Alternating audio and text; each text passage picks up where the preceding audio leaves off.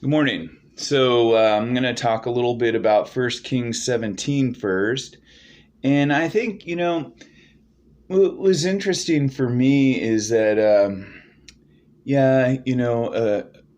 Elihu the prophet had a contest with the prophets of Baal and basically who was going to ignite this sacrifice, this fire for a sacrifice to their different gods. And Elihu has them.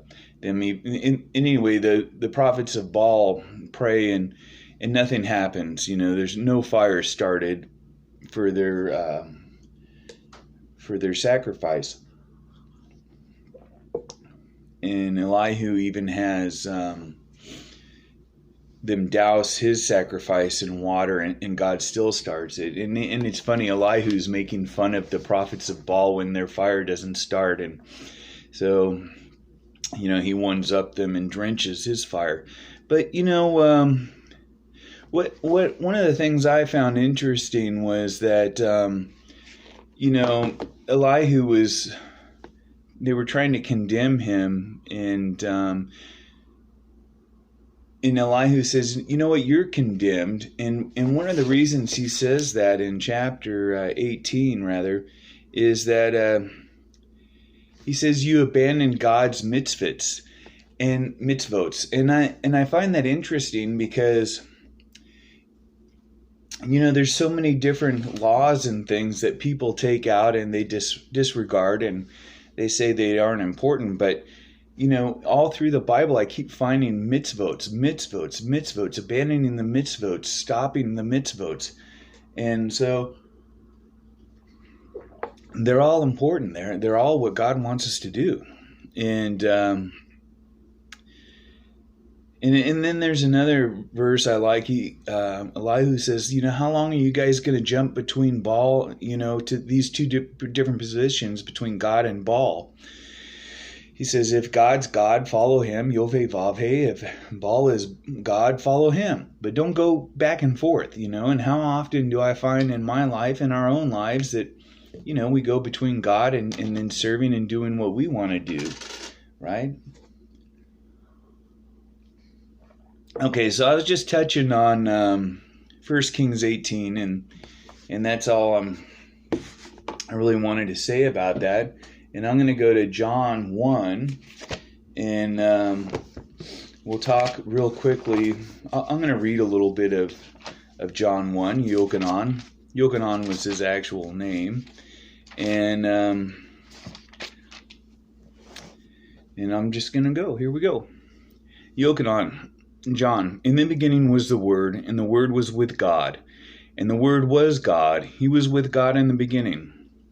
All things came to be brought through him, and without him nothing made had been. In him was life, and the life was the light of mankind. The light shines in the darkness, and the darkness has not suppressed it. And there's I can't remember which, the Amplified version says, the light shines in the darkness, and the darkness could not comprehend it. So, either way, light always overtakes darkness, I guess, is the main thing here. Unless you're somewhere there is no light. Isn't that interesting? I find that interesting because in the Bible, I have found that oftentimes when they're talking about hell, they're talking about being cast into outer darkness, somewhere without God. And again, when I had that dream where I saw Jesus, that vision, I was going to be in darkness without God, and it was a horrific thing to be without light. But it's metaphorically and I think also true that, when we do things apart from God, we're doing it in darkness where he can't see our deeds. There was a man sent from God whose name was Yochanan. He came to be a testimony, to bear witness concerning the light, so that through him everyone might put his trust in God and be faithful to him. He himself was not the light, so he came to bear witness concerning the light. This was the true light, which gives light to everyone entering the world. He was in the world came to be through him, yet the world did not know him. He came to his own homeland, yet his people did not receive him. But to as many as did receive him, to those who put their trust in his person and power, he gave the right to become children of God, not because of bloodline, physical impulse, or human intention, but because of God. The Word became a human being and lived with us, and he was his Shekinah. So we find the Shekinah also, that the Shekinah is God's dwelling. It's his presence, the Shekinah glory inside of the temple in the Holy of Holies. So Shekinah is something we don't see a lot in the Bible, but it's something special about his presence, God's presence. The Word became a human being and lived with us, and we saw his Shekinah, the Shekinah of the Father's only Son, full of grace and truth. Yochanan witnessed concerning him when he cried out, "That is the man I was talking about when I said, 'The one coming after me has come to rank ahead of me because he existed before me.' We have all received from him his fullness. He has grace upon grace. For the Torah was given through Moshe, grace and truth came through Yeshua, the Messiah. No one has ever seen God, but the only unique Son, who is identical with God and at his Father's side. He made him known. Here is Yochanan's testimony. When the Judeans sent Kohanim and Levium from Jerusalem to ask him, 'Who are you?' he was very straightforward and stated clearly, 'I am not the Messiah.' 'Then who are you?' They asked him, 'Are you Elihu?' 'No, I am not.' And we just talked about Elihu. He said, 'Are you the prophet and the one we're expecting?' 'No,' he replied. So they said to him, 'Who are you?' So that we may give an answer to the people who sent us. 'What do you have to say about yourself?' He answered in the words of Yeshayahu the prophet, 'I am the voice of someone crying out in the desert, make the way Adonai straight.' Yovevave. All right.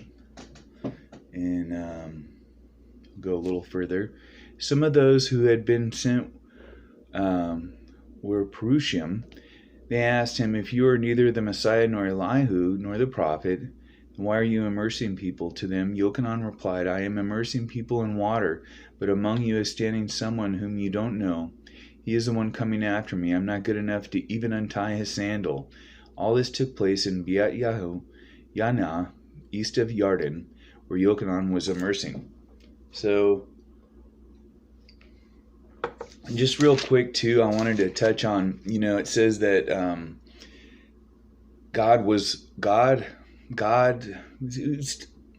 let me back up. Jesus was the Word. And the Word is what God used to create the worlds and the universe by speaking it into existence. I think with his great power and intelligence. And earlier we read in the Bible that describes Jesus as God's master craftsman, building the universe. And it's neat. Love you guys.